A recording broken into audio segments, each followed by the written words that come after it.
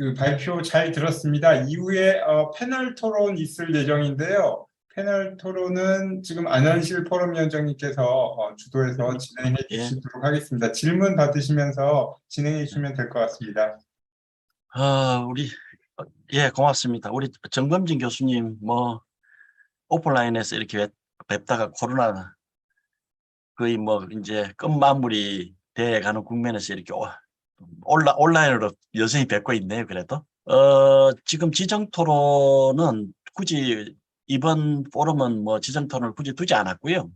자유롭게 우리 여기 참여하신 분들은 뭐 자유롭게 질문, 아마 일반 시민 국민의 입장에서도 질문을 던지시는 게 오히려 그게 뭐 과실절의 정신에 맞는 것일 수도 있어서 그렇게 좀 진행을 하면서 제가 중간중간에 이렇게 질문을 던지는 식으로 이렇게 진행하겠습니다. 우선 우리 같은 대학교에 근무를 하시면서 뭐 아마 가까운 사이 같은데 우리 연지윤 교수님, 정번님 교수님 잘 아시죠?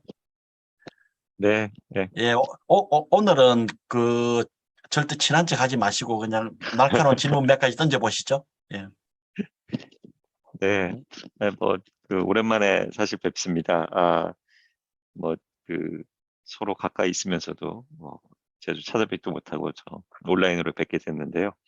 발표 너무 잘 들었습니다. 상당히 많은 분량의, 많은 내용들을 아주 그냥 어떻게, 이 영화 한 편 지나가듯이 쭉 이제 스토리를 말씀해 주셨는데, 한 가지 그냥, 일반 정책, 하는 사람으로서, 이번 정부에서 이제 여러 국정 과제를 냈는데요.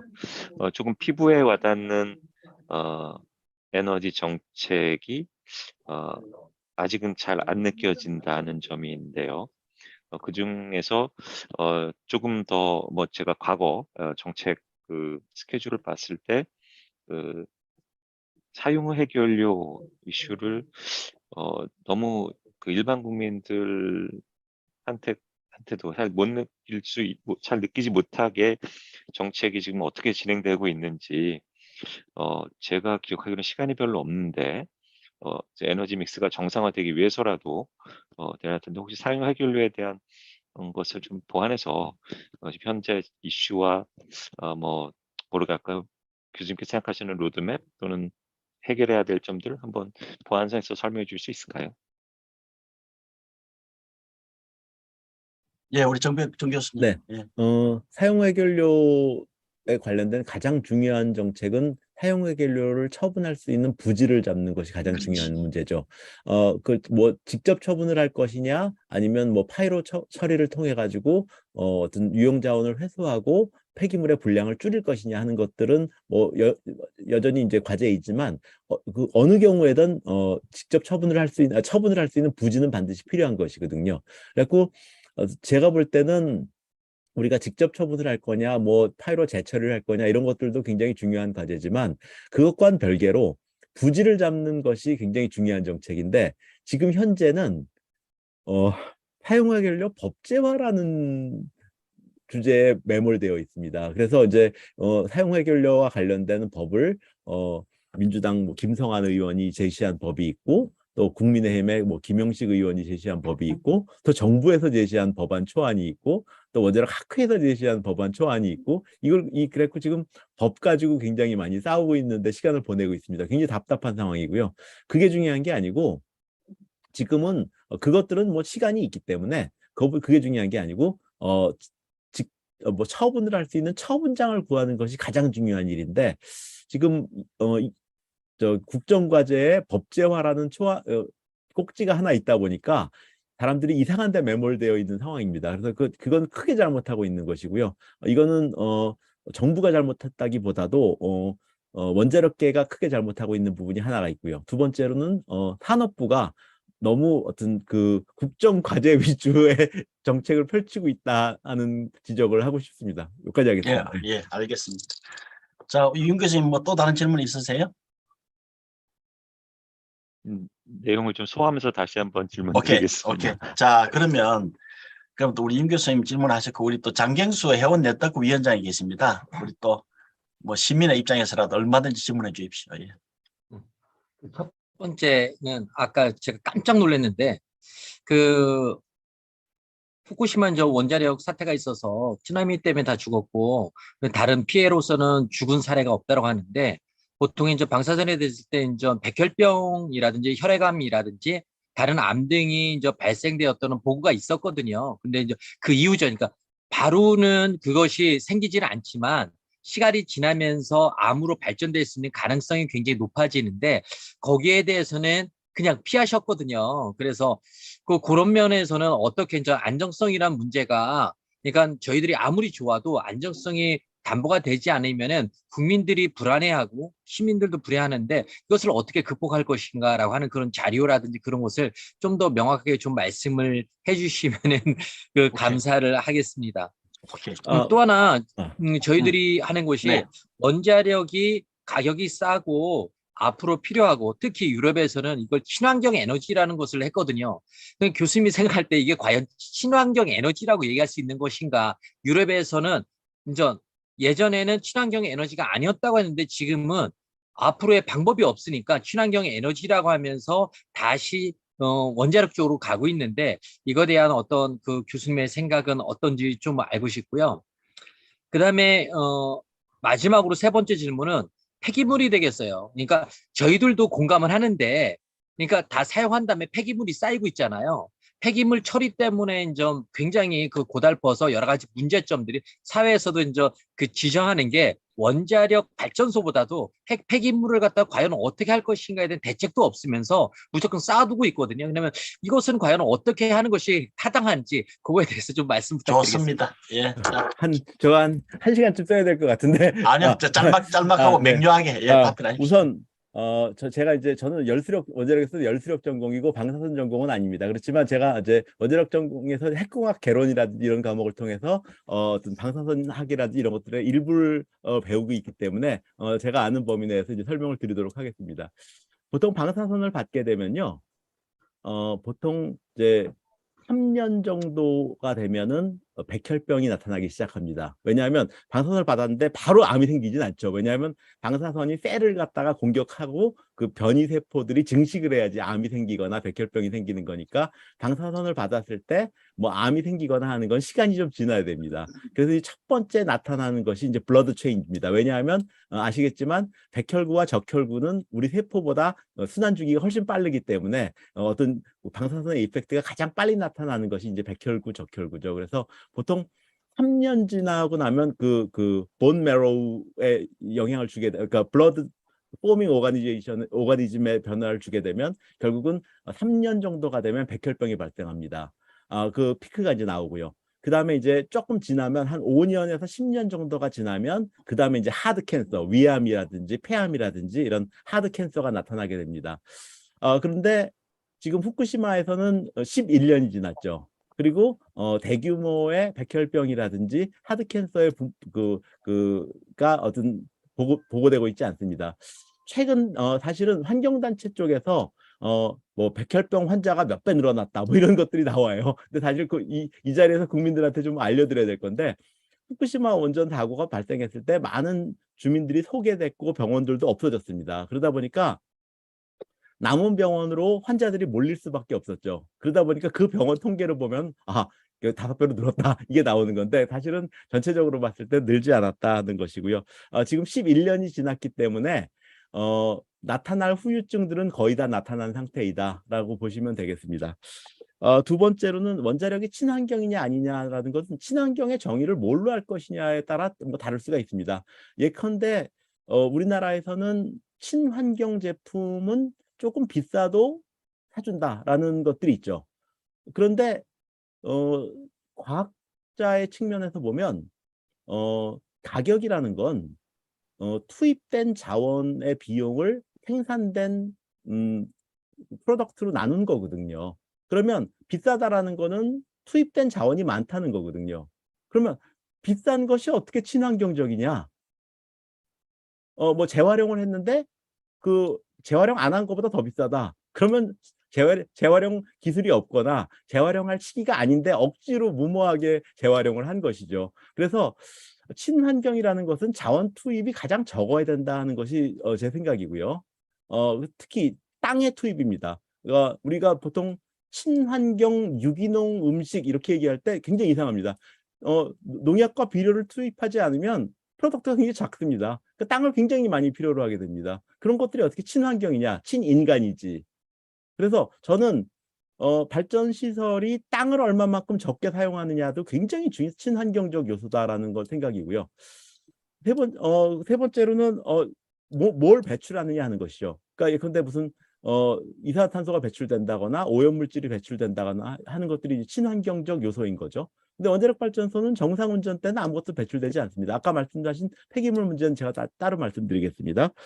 그렇기 때문에 저는 원자력이 친환경적이라고 봅니다. 그리고 또 폐기물 같은 경우에도 일반 폐기물의 경우에는 쓰레기장에서 그것들이 자연물이 되어가는 과정에서 뭐 침출수가 나온다거나 악취가 나온다거나 이런 걸 통해서 자연물이 되어가는데 원자력 폐기물의 경우에는 가둬두기만 하면 환경과 상호작용 없이 자연물이 되어가거든요. 그런 측면에서는 원자력 폐기물이 더 친환경적이지 않느냐 하는 얘기도 해볼 수가 있습니다.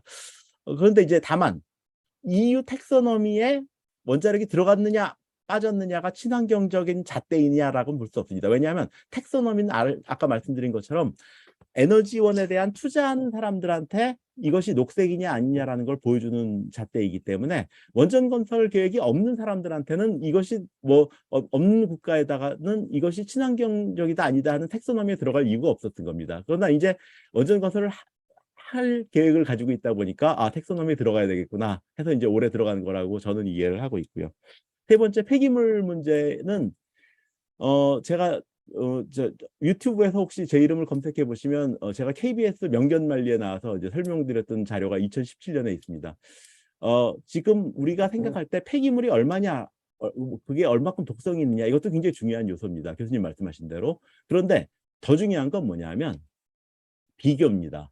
그러니까 지금 원자력 발전소가 어떠냐 이걸 비교할 때 그러면 동일한 전기를 생산했을 때 석탄 발전소와 비교를 하든지 해야지 정상이지 아무것도 없는 것과 비교하면 안 된다는 거죠. 그러니까 우리가 비교를 할 때 원자력 발전과 석탄 발전, 원자력과 태양광 이렇게 비교하는 건 정상적이지만 원자력과 천사 이렇게 비교하면 항상 원자력은 나쁜 겁니다. 그래서 이제 원자력 발전소의 폐기물은 지난 40년 동안 우리가 원자력 발전소를 가동해가지고 지금 말씀하신 사용 해결료가 14,000톤 정도가 나왔습니다.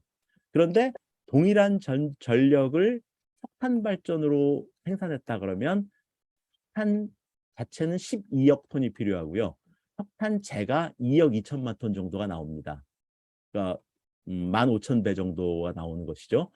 그리고 또 하나는 그럼 그 석탄 12억 톤이 석탄회 2억 2천만 톤이 되면 9억 8천만 톤이라는 것들이 뭘로 바뀌냐면 44억 톤의 이산화탄소로 대기 중으로 배출됩니다.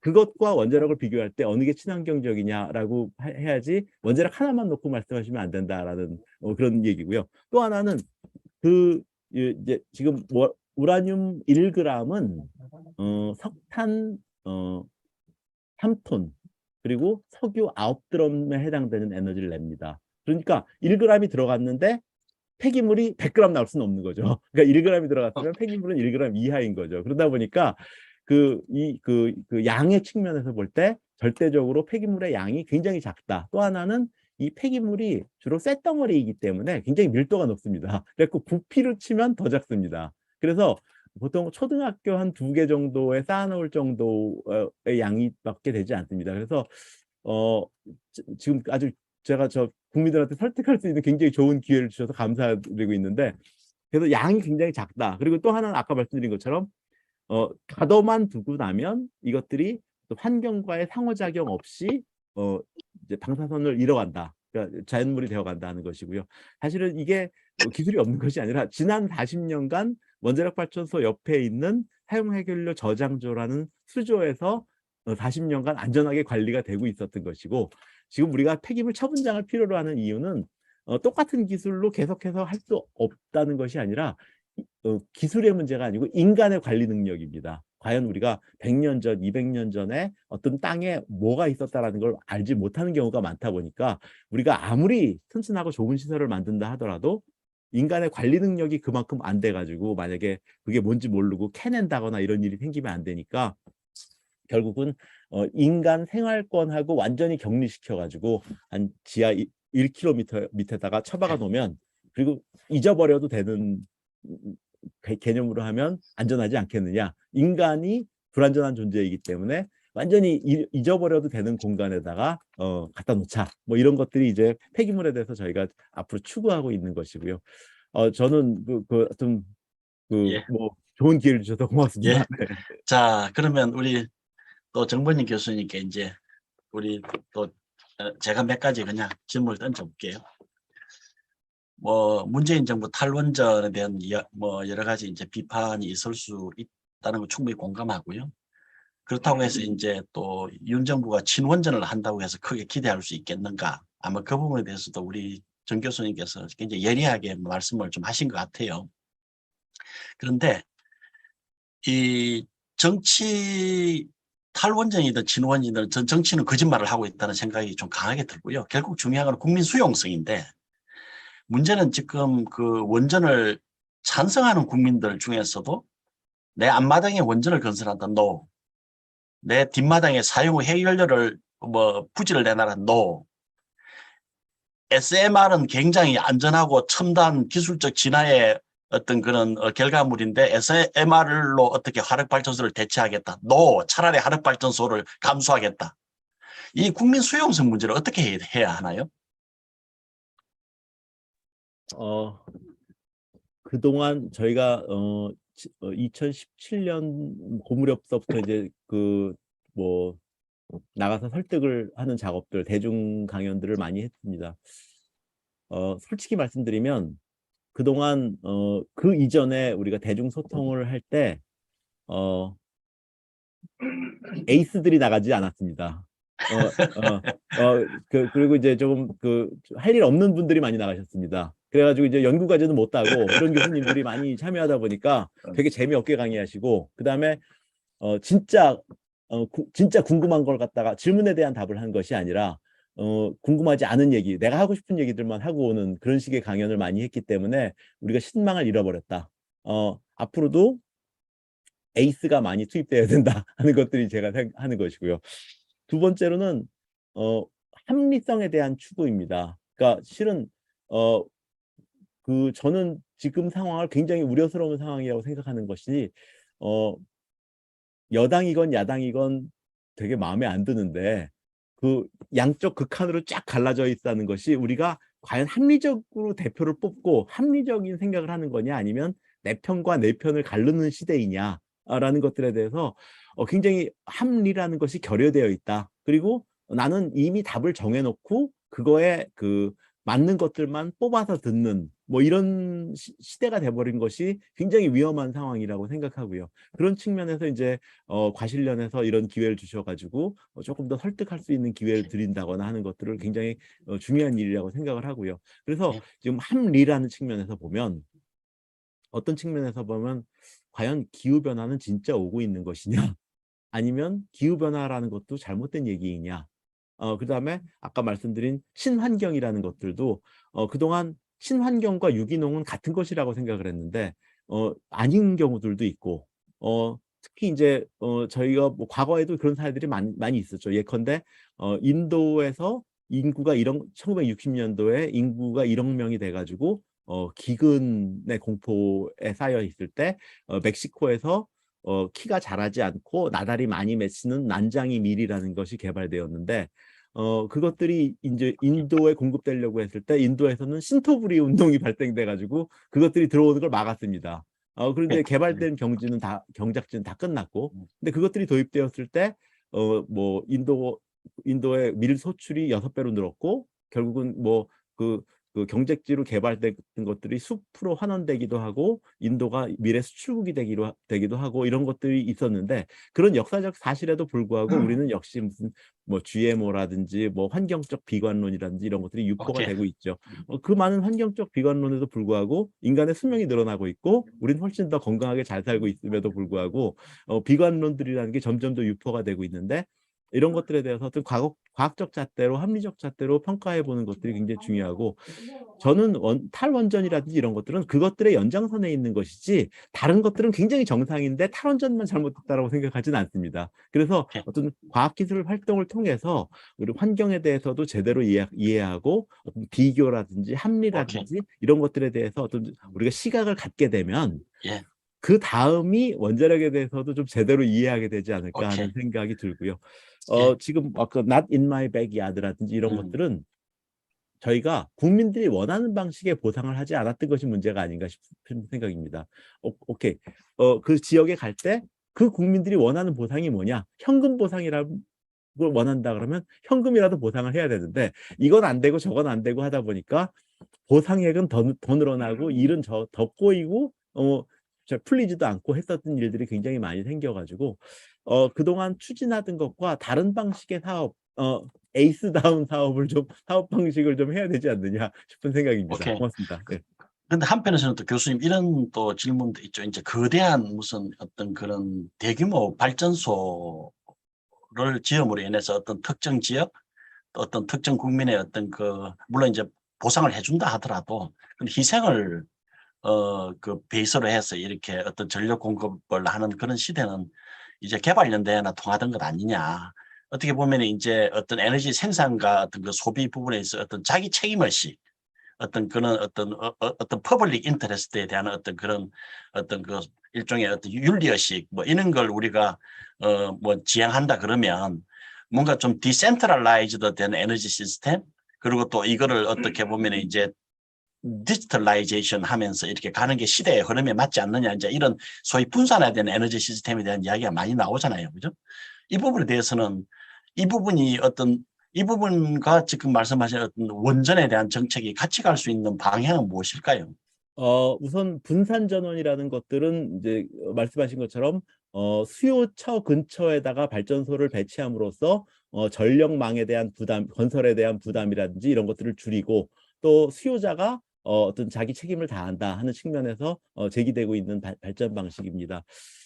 그런데 이제 과연 이것이 현실적이냐 하는 측면을 좀 생각해 봐야 되는데 우리나라는 수도권의 전 국민의 절반이 살고 있죠. 그리고 전력도 우리 전 국가에 사용되는 거의 절반을 수도권에서 사용하고 있습니다. 그렇다면 그 얘기대로라면 대한민국에 있는 발전소의 절반이 수도권에 배치되어야 한다는 뜻이거든요. 그래야지 이제 나름대로 분산전원이 구현되는 상황이죠. 지금 제가 이 말씀을 드리는 순간 안 되는 얘기구나 딱 아셨을 겁니다. 그러니까 분산전원이라는 거는 그냥 한두 개 애교로 기특하게 그 근처에 있어서 좀 있으면 좋다라는 것이지 전국적인 단위가 아닙니다. 예컨대 우리가 유기농 제품이라는 것들은 굉장히 좀 먹고 싶죠. 비싸더라도. 그렇지만 그 유기농이라는 거는 아주 부유한 소수 계층을 위한 프로덕트고요. 전 세계적으로는 여전히 굶는 사람이 있습니다. 그러니까 유기농이라는 건 로컬 솔루션인데 이걸 갖다 글로벌리 적용해 버리면 굶는 사람이 나와 버리는 거죠. 그러니까 분산 전원이 똑같은 문제입니다. 이거는 로컬 솔루션입니다. 오케이. 그런데 그걸 갖다 글로벌리 적용해 버리면 큰 문제가 생기는 거고요. 그리고 또 전기의 기본 개념이라는 거는 수요처와 생산처를 분리시키는 겁니다. 그래서 그런 전력망을 통해서 분리시킴으로써 어떤 공해나 이런 것들이 한쪽에 집중화되지 않도록 하는 것이 포인트이기 때문에 제가 볼 때는 전력의 기본 개념으로 간다 그러면 수요처로부터 멀리 떨어뜨린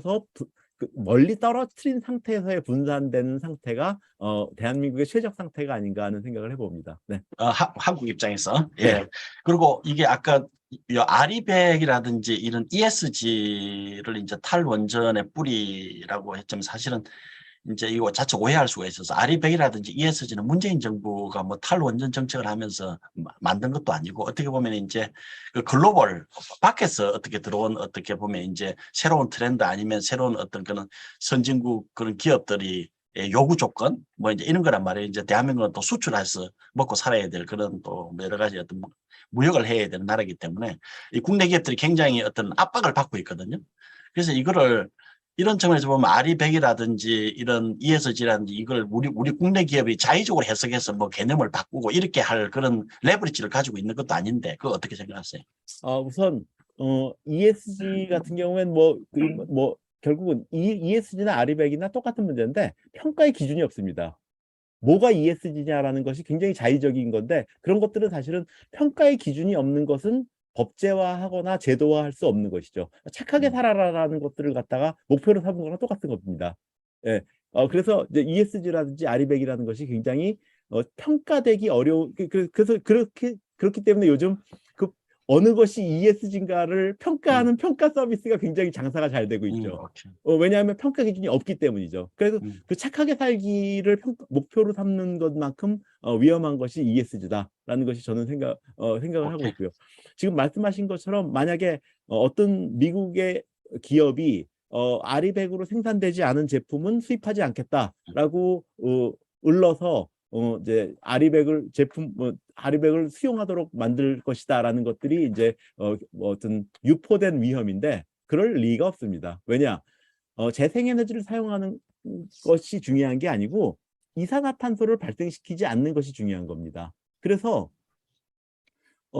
미국으로부터 매우 먼 나라, 방사선 사고가 나더라도 영향이 절대 없는 먼 나라에서 아리백으로 이산화탄소를 줄였건지 아니면 원자력 발전소로 이산화탄소를 발생시키지 않았건지 미국은 아무 상관이 없습니다. 그러니까 아리백이라는 걸 갖다가 우길 이유가 별로 없어집니다. 이산화탄소 범지구적으로는 이산화탄소가 줄면 되는 거지 굳이 재생에너지를 공급해야 된다라고 우긴다는 건 말이 안 되는 거고요. 그렇기 때문에 아리백이라는 건 환경단체나 NGO에서 만들어낸 개념이지 정부나 이런 개념이 아닙니다. 그게 첫 번째고요.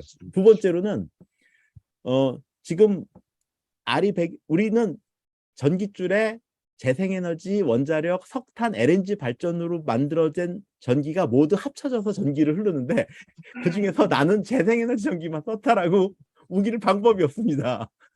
나는 재생에너지를 내가 직접 생산해서 쓰지 않았다면 그러면 이제 그 우하로 10명이 배를 타고 대서양을 건넜는데 디젤을 절약하기 위해서 돛을 달았다. 그래서 디젤을 10% 절약했다. 근데 10명 중에 1명이 나는 그 재생에너지로 배 타고 나온 거고 너희 9명은 100% 디젤로만 온 거다라고 주장하는 것과 똑같은 겁니다. 결국은 어떤 기업도 아리백을 구현할 수가 없습니다.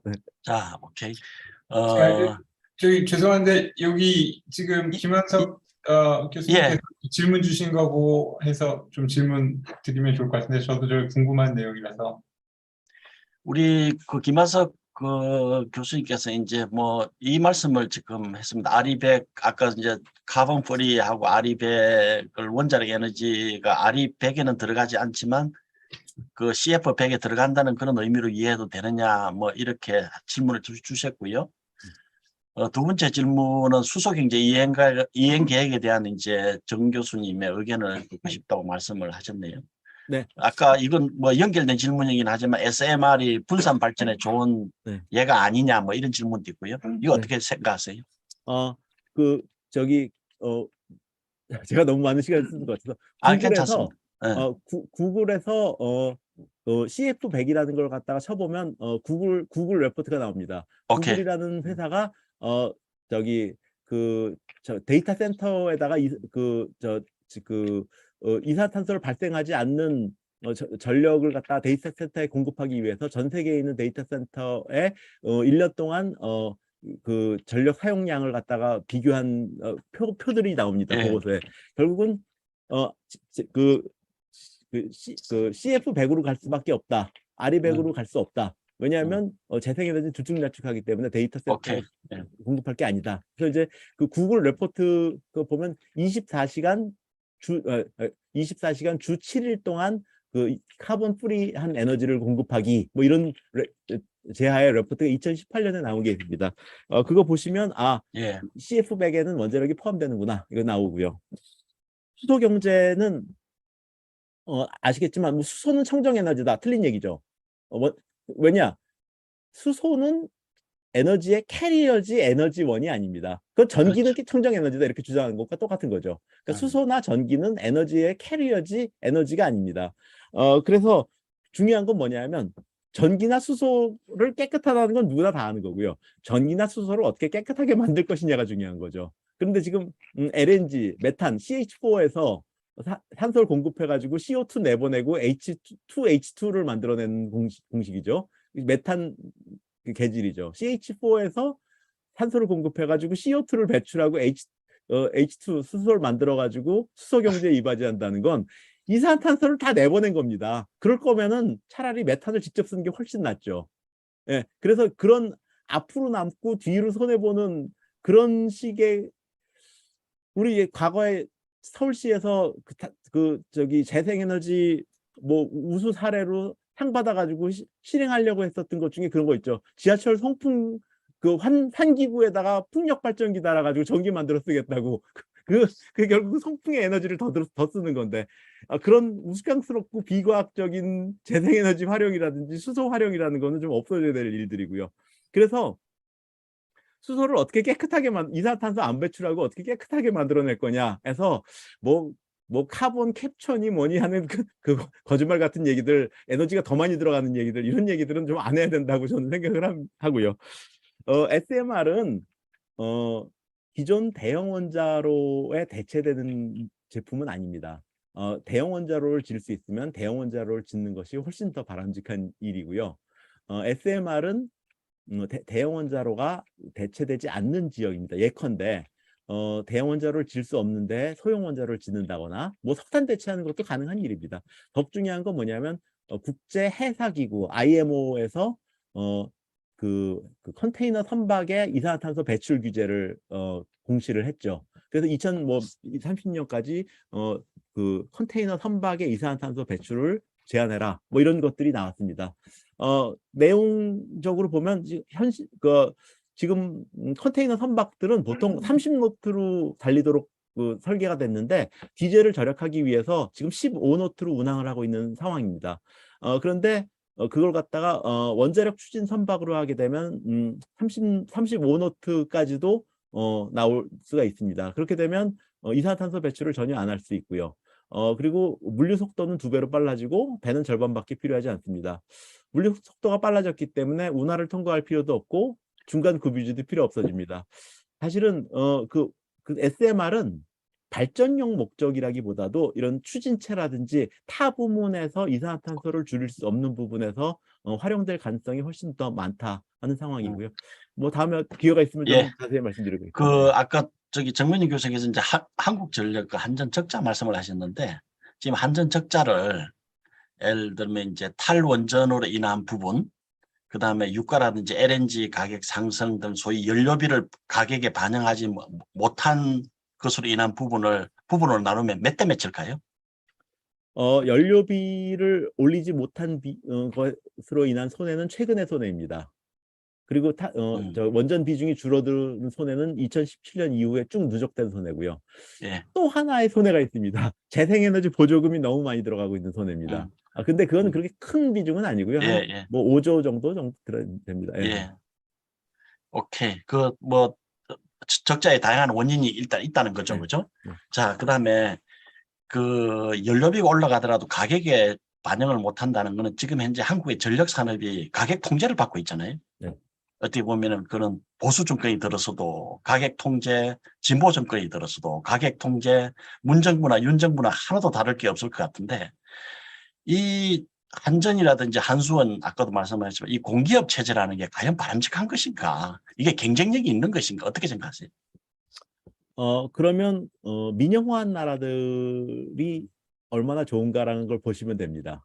그러니까 지금 전력산업 민영화를 먼저 했었던 영국이라든지 이런 다른 나라들의 사례를 보면 좋은데 지금 현재의 산업부에 있는 관료분들은 전력산업을 민영화하는 것이 좋다라고 보시는 분들이 많습니다. 그리고 2000년도에 민영화를 했었던 주체들이 많이 남아 계십니다. 그러다 보니까 이제 좋다 그러는데 저는 영국에서 공부를 했기 때문에 민영화된 시장을 구경을 했습니다. 전기값이 싸지 않습니다. 또 하나는 결국은 송전 배전 부분에서 민영화라는 것들이 어떤 일을 발생시키냐 하면 내가 전력회사라고 치면 새로운 발전소를 짓는 것보다 지금 있는 발전소를 100% 가동하는 것이 가장 프로핏이 크게 됩니다.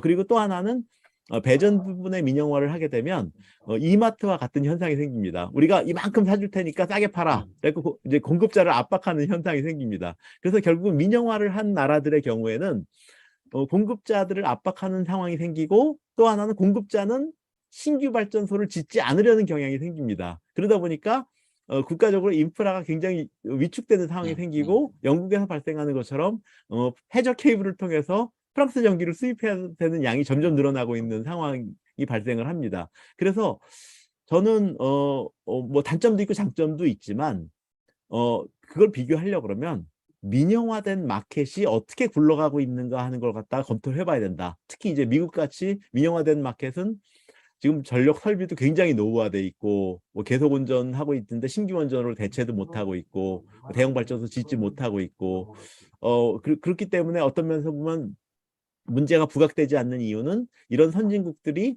어떤 에너지 다소비 산업을 중국으로 이전시킴으로써 아직 문제가 표면화되지는 않았지만, 사실은 그 산업들이 계속 선진국에 존재했었다라면 전력 부족의 문제라는 것이 표출됐을 것인데, 산업 부족 개편을 통해서 표출만 안 되고 있을 뿐이지 그렇지 않다. 그런 차원에서 사실은 저는 우리나라가 그동안 값싼 전기를 공급했다는 차원에서 보면 공기업 체제도 저는 괜찮다라고 생각하는데, 오케이. 저와 동의하는 분들이 많지는 않습니다. 네. 오케이. 그 아까 마지막으로 한 가지만, 요 원전 수출 이렇게 이야기하는 것도 전 뭔가 정부가 거짓말을, 보수든 진보든 거짓말을 자꾸 하고 있다는 생각을 많이 하는데, 이게 뭐 대통령이 나서고 국가 총리로 나선다고 해서 수출을 기대하기에는, 일단 에너지는 기본적으로 어느 나라든지 주권 산업이잖아요. 그죠? 굉장한 어떤 소버린티가 굉장히 강하게 작동을 하는 거여서, MB 정부 때 UAE에 수출하고 난 뒤에 뭐 우리가 어떤 빅샷 수출이 사실 없는 거잖아요. 그죠? 박근혜 정부 때도 없었고 뭐 쭉 없었는데, 이 어떤 특정 정권의 어떤 그런 뭐 원전 수출이 탈원전 때문이라고 이렇게 인과관계를 지키보다도, 이게 어떤 그 원전 수출 자체가 약간 좀 험한 꿈 아닌가, 뭐 이렇게 주장하는 사람도 있더라고요. 어떻게 생각하세요? 우선 잘 기억하겠지만 2000년대 후반에는 원전 건설 르네상스라는 말들이 있었습니다. 그래서 저희도 이제 정부에서 주로 건의할 때 프랑스 아레바는 신규 직원을 2만 명 뽑았다. 그러니까 한수원 직원이 12,000명인데 2만 명의 신규 직원을 뽑았다. 그리고 일본 도시바는 미국 웨스팅하우스를 시세의 3배를 주고 샀다. 이제 원전 건설 르네상스는 온다. 그런데 우리 못하고 뭐 하고 있는 거냐? 뭐 이런 지적을 많이 했습니다. 근데 이제 2011년에 후쿠시마 원전 사고가 나오면서 먼저 투자한 회사들이 망해버렸습니다. 그러다 보니까 아레바도 망하게 됐고 도시바도 이제 원자력 못하게 됐습니다. 그러다 보니까 투자를 안 했던 우리가 훨씬 유리한 상황이 돼버려서, 참 우리가 그동안 정부에 대해서 자문했던 게 굉장히 민망해진 상황이 돼버렸는데, 결과적으로는 원전 건설 르네상스라는 것들은 수요가 있었다는 것이죠. 그러니까 신규 원전을 원하는 나라들이 있었고, 그 다음에 기존 노후화된 원전을 갖다 리플레이스해야 되는 선진국들이 있었던 것인데, 후쿠시마 원전 사고로 인한 트라우마로 인해서 그런 시장들이 딜레이 됐던 거죠. 없어진 건 아닙니다. 또 하나는 지난 11년 동안 후쿠시마 원전에 대해서 트라우마가 많이 저는 극복됐다고 생각하는데, 우리나라에서 방사선 피해를 입은 사람이 단 한 명도 없고, 방사선으로 오염된 물고기를 드셔서 문제가 된 분들도 한 명도 없거든요. 그렇다면 물론 돈은 굉장히 많이 들어갔죠. 복구하고 하느라고. 그렇지만 정말로 그 헬스 이펙트라든지 이런 것들이 크냐? 그리고 이거 견딜만 하지 않느냐? 그래서 이제 지금 후쿠시마 트라우마를 전 세계가 조금씩 극복하고 있는 단계에 이르렀기 때문에 르네상스가 올 것이다 하는 것이고요.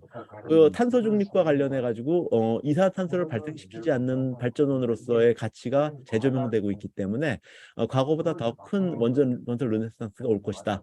그런데 이제 미국 웨스팅하우스가 도산을 하고 도시바가 원전 사업을 포기했고, 또 러시아가 좀 적성 국가가 돼버렸고, 프랑스 아레바가 망했고 오라노로 이름이 바뀌었고, 또 지금 핀란드 사업에서 고전을 면하지 못하고 있고, 프랑스 자국에서 프라망빌 원전 건설하는데도 딜레이를 초래하고 있고, 웨스팅하우스는 가까스로 미국 원전 4기를 짓고 있는데 그중에 2기는 포기했고 2기는 6년 지연됐고 뭐 이런 상황 때문에 저는 우리나라가 기술력이나 여러 가지 측면에서 원전 수출을 못할 이유가 하나도 없는 것이고, 다만 원전이라는 게 너무 비싼 물건이기 때문에 어떤 수출입 은행의 지원이라든지 재경부의 지원이라든지 또 필요하다면 국방부의 지원이라든지 이런 것들이 필요하기 때문에 여전히 이건 대통령 비즈니스다라고 생각하고 있습니다.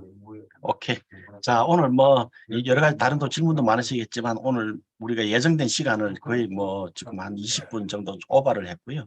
너무 뭐 못다한 질문은 다음 또 기회를 또 한번 갖도록 하겠습니다. 그리고 예. 오늘 우리 바쁘신데 우리 정범희 교수님 나오셔서 뭐 너무 좋은 발제를 해주셨고 또 우리 오늘 또 참여해 주신 분들 뭐 뜨겁게 질문을 해주셔서 감사드립니다. 우리 상임 대표님 네, 마무리 말씀. 네. 주제가 굉장히 열띤 토론이 충분히 예상되었습니다만은 마지막 말씀하신 후쿠시마 트라우마라는 그 트라우마 단어가 자꾸 저는 마음에 걸립니다. 실제로 11년이 지나도 지금도 고방사선으로 인해서 원전 해체를 위한 접근도 못하고 실제 대규모 중대 사고가 발생할 경우에 그 사업자 한수원이 들어놓은 보험금이 겨우 1조 5천억 원. 이게 주변에 30km 이내에 400만 인구가 그 비용으로는 거의 각자 도생하라는 것인데, 저는 원전에 대한 관련된 뭐 탈핵이든 환경단체거든 또는 원자력계거든 그 중간의 입장에서 어떻게 생각하면 그 미션을 받고서 원자력 안전위원이 된 거나 마찬가지 너무 극과 극으로 서로가 토론마저도 이루어지지 않은 그런 분위기에서 화공 전공이기 때문에 이제 투입된 케이스였습니다. 그래서 저는 이제 마무리 인사 겸 한 가지를 과학자 입장에서 말씀드리자면 최근에 과학자들 모임에서 국민입법 청원으로 원전은 안전하다라는 표현 금지법. 안전과 안전은 또 다르지 않습니까? 그래서 그 표현 금지법에 대해서 저희가 같이 청원하는 그런 준비를 하고 있는 것이 있습니다. 기본적으로 국민들에게 그러한 원전 안전을 최우선으로 하는 관점의 변화가 필요한 것 같습니다.